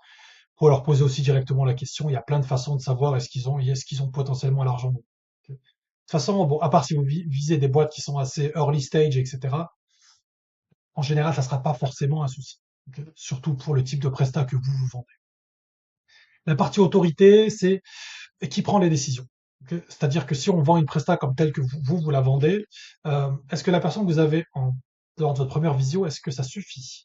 Est-ce qu'il faut des personnes supplémentaires? Est-ce qu'il faut le CEO avec, par exemple, s'il n'y a que le CTO? S'il y a le CEO lors de ce premier call, peut-être qu'il faudrait avoir le CTO qui est la caution technique, etc., etc., le DSI, etc., etc. Ok. Vous devez comprendre justement qui prend les décisions pour ce genre de prestation. Ok. Le besoin. Donc là, on aura besoin de savoir quel est le besoin, les problématiques qu'ils ont aujourd'hui. Ok. Euh, les besoins, c'est pas mal de choses. C'est donc le besoin en tant que tel. Les 4 choses que je vous ai dit à l'époque, c'est-à-dire les fausses solutions qu'ils ont utilisées avec pourquoi ils les utilisent et qu'est-ce qui leur manque dans cette fausse solution pour résoudre le problème, les impacts positifs et négatifs de résolution du problème et les blocages. Qu'est-ce qui les bloque dans la résolution du problème? Vous devez creuser ça, c'est super important. Ça, c'est le besoin. La perception, ça c'est plus du feeling, c'est-à-dire est-ce que vous sentez que c'est un peu le bordel chez eux? Est-ce que vous voulez vraiment bosser chez vous ou pas? Chez eux ou pas? Ça c'est du feeling. Voyez un petit peu comment ils répondent. Euh, Moi j'avais eu un freelance à l'époque qui m'avait dit, il avait eu un premier call avec un prospect, première visio de qualif. Euh, la boîte était exactement dans le contexte où il peut les aider, mais il sentait que ça allait être le bordel. D'ailleurs, le CTO s'entendait pas avec son CEO, c'était un peu la guerre. Ça, est-ce qu'il faut y aller? Faire attention. Après, ça dépend, vous, de votre vision dessus. Et enfin, process, c'est essayer de comprendre comment ça se passe, la vente de Presta, l'achat, pardon, de Presta chez eux. Est-ce que ça se fait en une fois? Est-ce qu'ils doivent passer devant une commission internationale et vendre 1 milliard de trucs? Est-ce que blablabli? Est-ce que blablabla? Euh, le process est assez lié à la partie autorité. Une fois que vous aurez fait tout ça, déjà, vous aurez beaucoup d'informations sur votre prospect. Il y a des règles d'or à suivre en premier visio de qualif. La première règle, c'est que vous devez laisser votre prospect parler 80% du temps. C'est très important. Vous posez des questions, vous laissez parler. Ok. Et vous allez poser des questions ouvertes dans un premier temps pour le faire parler. Questions ouvertes, c'est des questions qui n'appellent pas par un oui ou par un non. C'est qu'est-ce qui fait que, pourquoi, etc. Questions ouvertes. Vous arrêtez jamais à la première réponse que votre prospect va vous donner. La première réponse est rarement la bonne réponse. Il faut systématiquement aller creuser les réponses qu'il va vous donner jusqu'à que vous ayez le vrai truc. Ok. Donc à chaque fois qu'il vous donne une réponse, vous reformulez et vous continuez à creuser, à creuser, à creuser, à creuser. Ok. Jusqu'à que vous ayez la vraie réponse, la vraie chose. Et le fameux 1-4 dans la partie VDF, c'est-à-dire que vous allez sortir plusieurs problématiques. Votre but, dans tout ce que va vous dire votre prospect, c'est de sortir une problématique qui est urgente et pour le coup de commencer à bosser sur une proposition commerciale dessus. Et les 4 autres, vous les gardez dans votre poche pour les proposer pour plus tard. Ok. Moi, j'ai trouvé une métaphore pour expliquer ce qu'est cette première visio de qualification, pour montrer aux freelances qu'en fait, cette première visio n'est pas là pour vendre. Et j'ai appelé ça la métaphore des 2 kilomètres. Parce que la grosse problématique de la plupart des indépendants, c'est qu'ils veulent pitcher trop vite, leurs solutions trop vite, ils veulent parler solutions trop vite. Alors qu'en fait, le premier call est juste là pour comprendre leurs problématiques. La métaphore des 2 kilomètres, c'est imaginer que quand vous rentrez en call avec votre prospect est à 2 kilomètres physiquement de vous. Donc si vous commencez à lui parler, à pitcher votre solution, en fait, il est trop loin de vous, il vous entendra pas. Ok. Donc le but, ça va être de le rapprocher de vous au fur et à mesure, avec des questions, avec des reformulations, en générant de la confiance, en lui faisant prendre conscience de ses problématiques, etc., etc., pour qu'il se rapproche de vous. Et quand il sera suffisamment proche de vous, il deviendra réceptif à une solution parce qu'il pourra vous entendre. Okay. Et souvent, il est à 2 kilomètres. Donc, tant qu'il n'est pas à 1 mètre de vous, vous ne parlez pas de solution. Okay. À la fin de la première visio, s'il y a un besoin immédiat, proposez un second rendez-vous. Ce prospect, à la fin de votre call, vous récapitulez tout ce qu'il vous a dit. Ok. Vous dites, écoutez, par rapport à ça, moi, je peux vous faire une proposition commerciale. Donc, ça serait plutôt un audit pour le coup dans votre cas. Si ça vous dit, on peut se caler un point où je vais vous présenter tout ça. Moi, j'ai la dispo mardi entre 14 et 16 heures et puis vendredi entre 10 heures et midi. Qu'est-ce que vous préférez? Et vous booquez le rendez-vous tout de suite. Okay. C'est important, pas derrière. S'il n'y a pas de besoin immédiat, ça c'est le second cas. Il ne faut pas que vos prospects vous oublient. Surtout que vous avez fait un bon call de qualif, il ne faut pas que vous. Donc, vous envoyez un mail ultra complet pour récapituler le call, en utilisant toutes les informations de Baba que vous avez utilisées. Vous donnez ça à votre LLM, il vous le fera très bien. Et vous allez joindre une étude de cas à ce mail, le fameux value asset que vous avez créé plus tôt. Okay. Comme ça, il vous oubliera pas. Et bien sûr, une étude de cas en lien avec les problématiques qu'il a. Sinon, ça n'a pas trop de sens. Okay. Et quand vous arrivez en visio de vente, ça c'est la dernière partie de cet atelier, la visio de vente, la vérité, c'est que c'est 10%. Hein. Visio de vente déjà très important. Si jamais, par exemple, vous étiez avec le CEO lors de l'appel de visio, enfin le premier appel, et que il vous a dit, bah en fait, pour ce genre de prestation, j'ai besoin de mon CTO. Donc vous allez inviter les deux, le CEO et le CTO. Et comme vous arrivez en visio de vente avec une nouvelle personne qui arrive, un nouvel acteur, vous allez re-rentrer en qualification en début de visio de vente pour aller chercher des problématiques supplémentaires, etc. Hein. Sinon, la presse que vous allez faire derrière va tomber un peu à l'eau parce que vous allez vous taper des objections à la fin de votre présentation. Et les objections que vous vous tapez, dites-vous bien, la majorité des objections, vous devez être capable de les désamorcer dès votre appel de qualification. Okay. Donc, si une nouvelle personne rentre, vous re-rentrez en qualification et ensuite vous allez pitcher votre proposition de la façon suivante. Donc, vous pouvez utiliser, je sais pas, Gamma ou n'importe quel LLM aujourd'hui qui fait ça très bien, mais structurez votre presse de la façon suivante. Récap des problèmes du prospect, puis ensuite vous rentrez dans la solution, périmètre délivrable, périmètre des activités, hypothèse de travail, etc., etc., exclusion, planning, preuve sociale écrite. Hypothèse, c'est d'ailleurs là où vous allez parler de comment vous comptez travailler, tout simplement. Et c'est vous qui allez le proposer. Alors, il faut bien sûr que ça ait du sens par rapport au prospect. Si le prospect, il bosse que ce truc confidentiel, qui a besoin d'avoir des gens sur place, qui a du management et tout, je veux dire, je vais bosser de chez moi, ça n'a pas de sens. Mais c'est là où vous allez proposer. C'est vous qui faites la proposition commerciale, c'est vous qui proposez les conditions. Voilà. Quand est-ce que vous seriez disponible, etc., pour répondre aux questions, sous combien de temps vous répondez aux questions, blablabli, blablabla. Je bosserai 2 jours par semaine, plutôt le lundi et le mercredi. Les exclusions, ce que vous n'allez pas faire, okay, le planning de réalisation de votre prestat, une petite slide de prof social avant d'annoncer la douloureuse à la fin. Ce genre de structure fonctionne très bien. Il fonctionne très très bien. Vous voyez bien que pour la partie vente là sur du fractional, c'est comme la partie constellation, c'est comme la partie prospection et création de contenu. Il faut une méthodologie de vente qui est à la hauteur de vos compétences. Voilà. Si vous faites tout bien avant et que vous arrivez, vous passez pour un vendeur de tapis, ça va casser votre valeur perçue. Et ce qui est quand même dommage. Donc, il faut que tout soit à un niveau qui soit très bon. Voilà, je sais pas du tout combien de temps a duré cet atelier. J'espère que vous avez appris des trucs.